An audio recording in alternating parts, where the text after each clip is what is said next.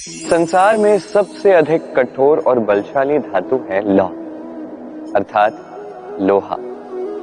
कदाचित इसीलिए सभी अस्त्र हो, शस्त्र हो, वाहन हो, जब भी इनका निर्माण होता है सबसे अधिक उपयोग लोहे का किया जाता है। अब इस लोहे की अत्यंत विशेष बात है और वो ये कि लोहा किसी और धातु से आप काट नहीं सकते, लोहा ही लोहे को काटता है।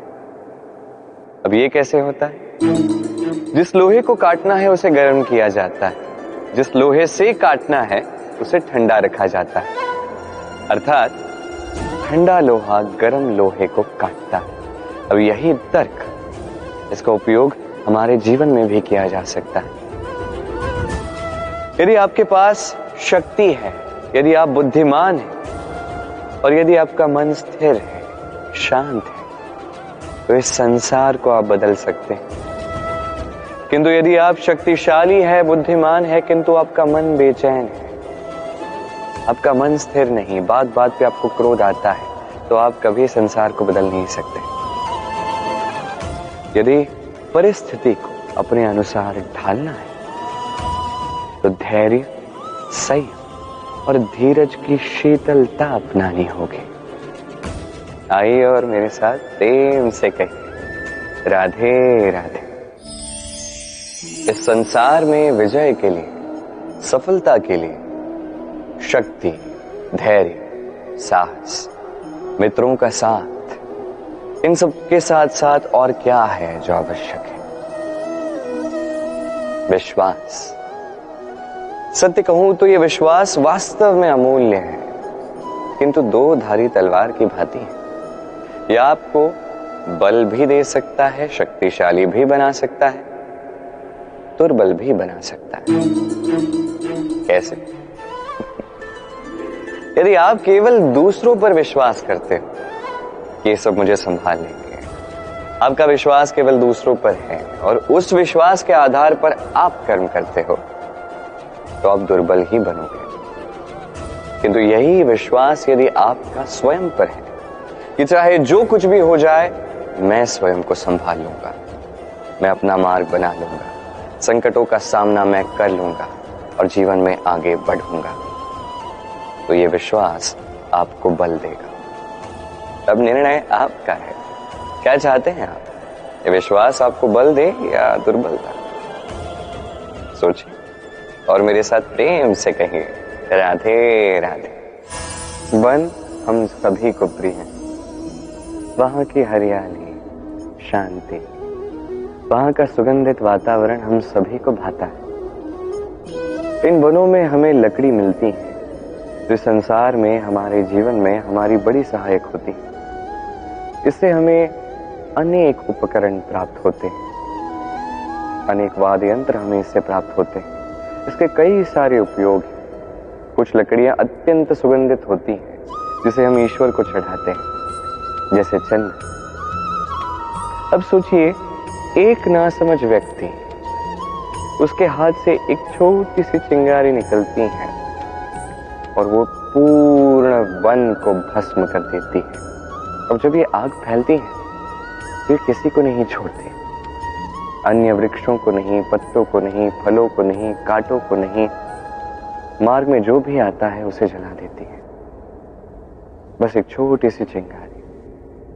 किंतु ये छोटी सी चिंगारी सबसे पहले क्या जलाती है? वो छोटी छोटी सूखी पत्तियां, वो छोटी छोटी लकड़ियां।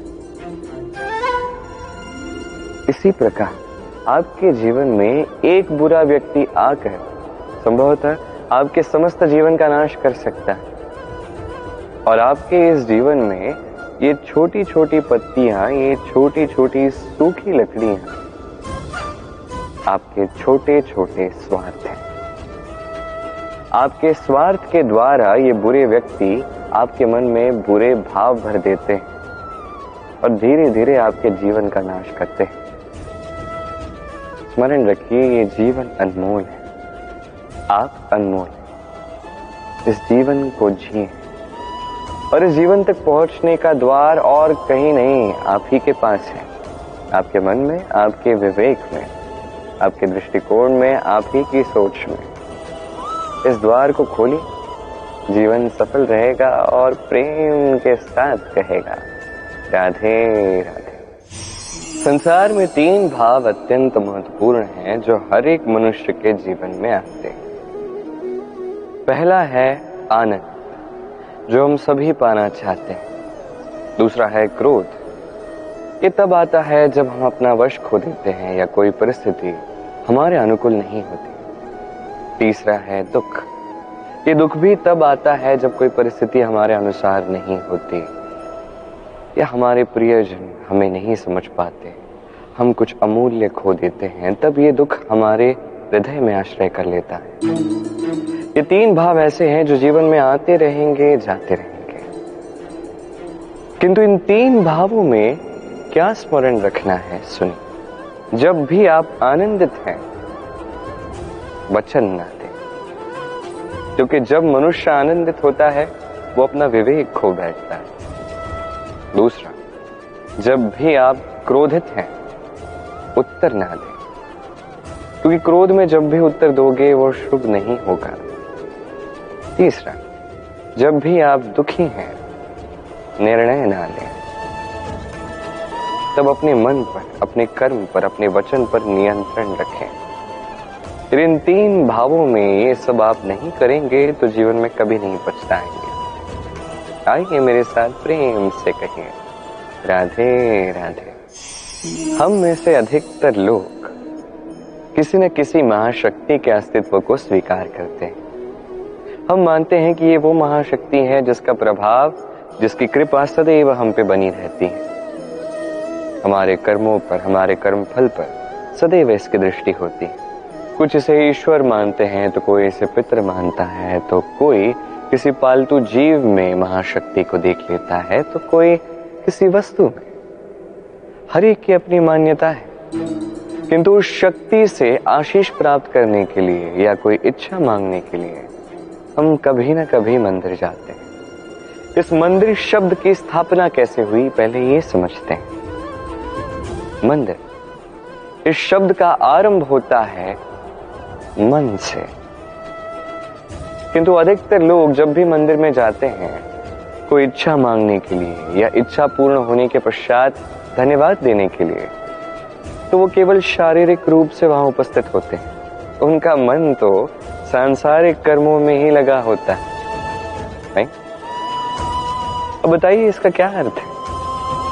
यदि आप मंदिर में मन ही नहीं ले गए तो भला क्या लाभ होगा? मंदिर में जाके इस मन को ईश्वर को पूर्ण रूप से समर्पित कर दीजिए।